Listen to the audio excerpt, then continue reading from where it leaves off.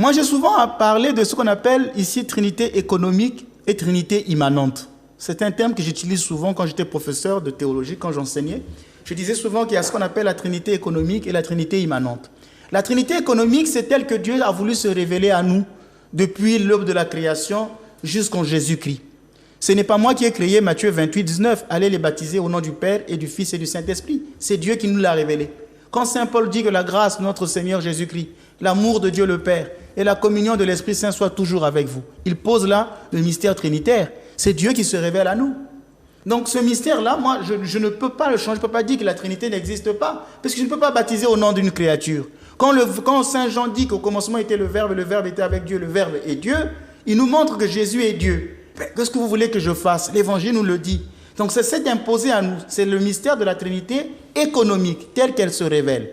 Mais il y a une Trinité qui est immanente, que nous ne pouvons pas comprendre, c'est-à-dire les relations intradivines entre qu'est-ce qui se passe. Pourquoi on ne peut pas les confondre ni les séparer? Il y a un mystère qui nous dépasse dans la Trinité. C'est pourquoi quand vous dites, peut-on vraiment comprendre le mystère de la Trinité? Je vous dirais non.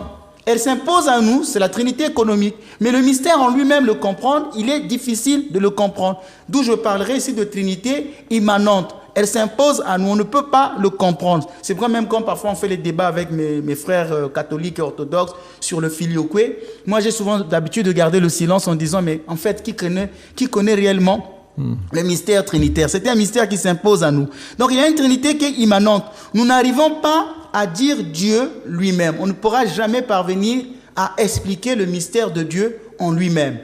Et c'est dans la tradition orthodoxe, nous avons un terme qu'on appelle apophatisme. L'apophatisme, c'est cette négation. Parce qu'il y a le cataphatisme qui consiste à vouloir expliquer Dieu. Mais il y aura un moment, on doit se dire qu'il faut s'arrêter. La raison doit un moment s'arrêter parce que le mystère de Dieu, en lui-même, on ne pourra l'expliquer. Les théologiens parlent de ce qu'on appelle la circumcision ou périchorèse. Circumcision ou périchorèse. C'est cette relation intradivine qui fait que le Fils est engendré et que l'Esprit Saint procède. Qu'est-ce qu'est finalement l'engendrement? Qu'est-ce que finalement la procession? Est-ce qu'il y a eu un moment où Dieu existait et que le Fils n'existerait pas? Donc ce sont des questions plus compliquées, c'est beaucoup plus métaphysique. D'où je vous disais que si vous essayez d'entrer dans ce mystère, vous aurez un vertige métaphysique. Nous avons eu un saint qu'on appelle Spiridon au concile de Nicée, quand il voulait expliquer la